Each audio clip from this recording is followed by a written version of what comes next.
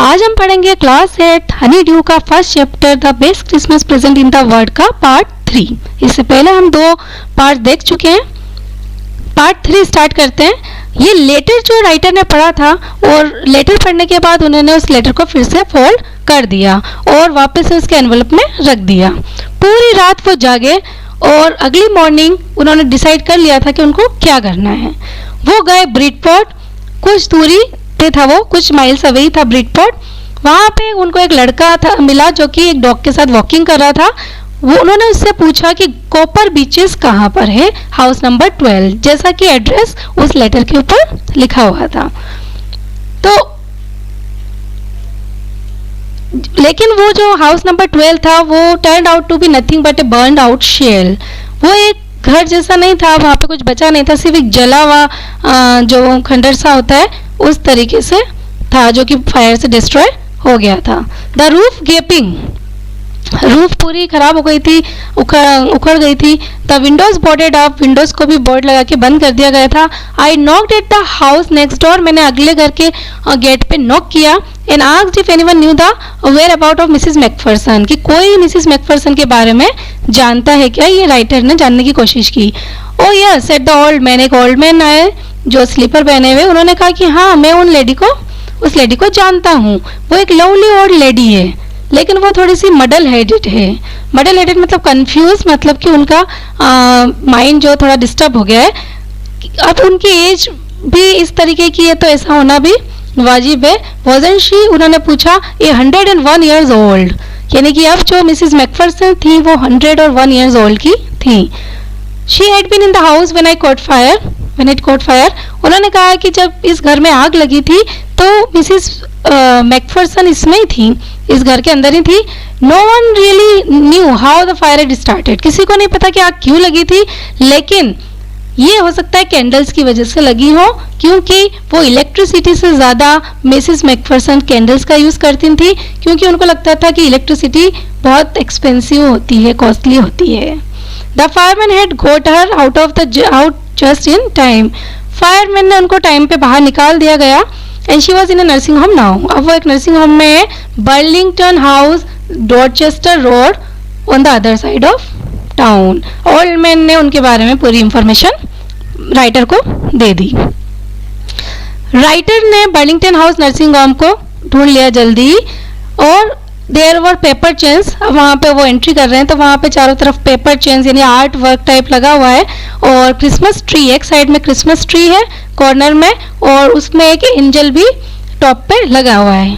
मैंने जो वहाँ पे इंचार्ज थी, मैंने उनको बताया कि मैं एक फ्रेंड हूँ मिसेस मैकफरसन का, जो उनको क्रिसमस प्रेजेंट देने आया हूँ। मैंने देखा डाइनिंग रूम में जितने भी लोग थे उन सब ने पेपर हेड पहन रखी थी, सब गाना गा रहे थे। जो मैट्रन थी उन्होंने भी हेड पहन रखी थी, जो इंचार्ज थी, और वो सब खुश नज़र आ रहे थे और मुझे देख के वो बहुत खुश हुई। She even offered me A mines fees, उन्होंने मुझे खाने के लिए पाई भी दिया। वो मुझे लेके गई एक कॉरिडोर में और मिसेस मैकफरसन के बारे में बताया कि मिसेस मैकफरसन हमारे साथ नहीं है, यानी कि सबके साथ नहीं है। वो she is rather confuse today, आज उनका मूड थोड़ा ठीक नहीं, वो थोड़ी कन्फ्यूज्ड हैं या थोड़ी डिस्टर्ब हैं, तो हमने सोचा उनको रेस्ट देना ही अच्छा होगा। तो इस तरीके से वो अलग रूम में शी वॉज टेकिंग रेस्ट। उनकी कोई फैमिली नहीं है, आपको तो पता ही है, कोई उनसे मिलने भी नहीं आता है, तो मैं आई एम श्योर कि अभी वो बहुत खुश होंगी तुम्हें देखकर। वो मुझे कंजर्वेटरी में लेके गई विद जहाँ पे चेयर्स थी, वुडन की चेयर्स थी एंड प्लांट्स लगे हुए थे, और चारों तरफ वो वहाँ मुझे छोड़ के गई। वहाँ ओल्ड लेडी बैठी थी, यानी मिसेस मैकफरसन एक व्हील चेयर पर बैठी थी। उनके हाथ उन्होंने अपनी लैप में गोद में फोल्ड करके रख रखे थे, और उनके जो वाइट हेयर थे सिल्वर की तरह चमक रहे थे। उन्होंने एक उसको भी बन बना रखा था, एक जूड़ा जैसा उसको लपेट रखा था, और वो गार्डन की तरफ देख रही थी। हेलो, मैंने उनसे कहा happy Christmas Connie, I went on. मैंने उनको जैसे कहा हेलो, उन्होंने मेरी तरफ देखा वेकेंट आइज के साथ, मतलब विदाउट एनी एक्सप्रेशन के साथ देखा। मैंने उनसे कहा हैप्पी क्रिसमस, और फिर मैंने उनको ये लेटर देते हुए कहा कि मुझे ये मिला है और मुझे लगता है ये आपका है। जब मैं बोल रहा था तो उनकी आईज मेरे फेस को कंटिन्यूसली देखी जा रही थी। मैंने वो टिन बॉक्स खोला और उनको दे दिया, और उस टाइम पे उनकी आंखें एकदम चमक गई, जैसे वो पहचान रही हो, और उनका फेस यहाँ पे मीनिंग दे भी रखे कि become bright, eyes lit up, मतलब हैप्पीनेस के साथ ब्राइट हो गई आईज, और सरफेस विथ मतलब हैप्पीनेस उनके चेहरे पर बिखर गई। तो ये सब देख के उनके चेहरे का एक्सप्रेशन चेंज हो गया। I explain about the desk, मैंने उनको पूरा समझाया कि मुझे कैसे डेस्क मिली, और लेकिन मुझे ऐसा लगा कि वो मेरी बात सुन नहीं रही थी और मैं बोले जा रहा था।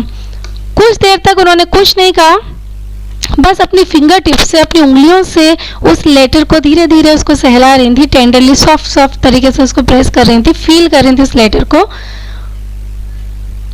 सडनली शी रीच्ड आउट, अचानक वो मेरी तरफ आई, टुक माई हैंड, उन्होंने मेरा हाथ अपने हाथ में लिया, और उनके जो आईज थी वो टीयर्स से, आंसुओं से भर गई।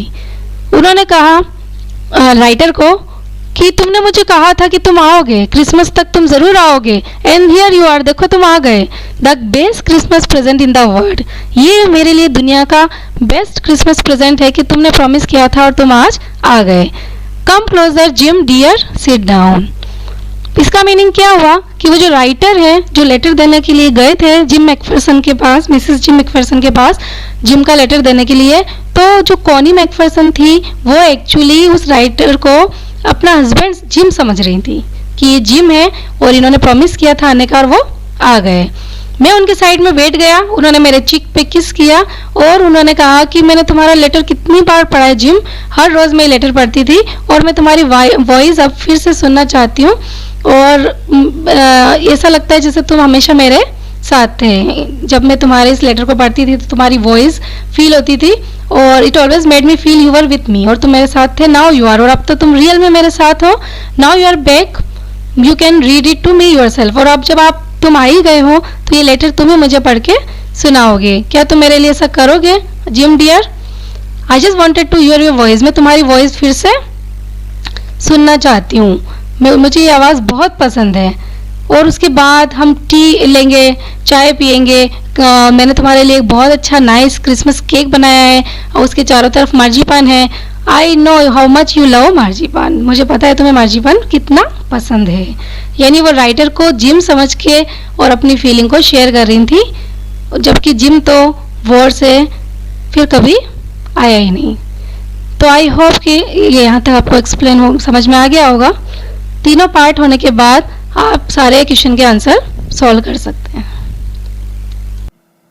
स्टोरी थोड़ी सी लंबी है लेकिन बहुत ही इंटरेस्टिंग स्टोरी है और बहुत ही इमोशनल थीम है इसमें, कि जो वर्ल्ड वॉर होते थे उनमें जो कैप्टन थे, सोल्जर्स थे, उनकी लाइफ में किस तरीके से प्रॉब्लम्स होती थी, कितने बच्चे ऑर्फन होते थे, कितनी वाइफ विडो होती थी, जिस तरीके से कॉनी अपने हस्बैंड का वेट करती रही और जिम कभी भी लौट के नहीं आ पाए, उसी तरीके से हमारे भी जो सोल्जर्स बॉर्डर पे लगे रहते हैं वो भी अपनी फैमिलीज को छोड़ के अपनी देश की सेवा में लगे रहते हैं। तो वॉर कभी भी खुशियां नहीं ला सकता, वॉर हमेशा डिस्ट्रैक्शंस ही लाते हैं, जिससे कि सबकी खुशियां बर्बाद हो जाती हैं। आई होप आपको अच्छे से समझ में आया होगा। Take care. Please like, subscribe and share.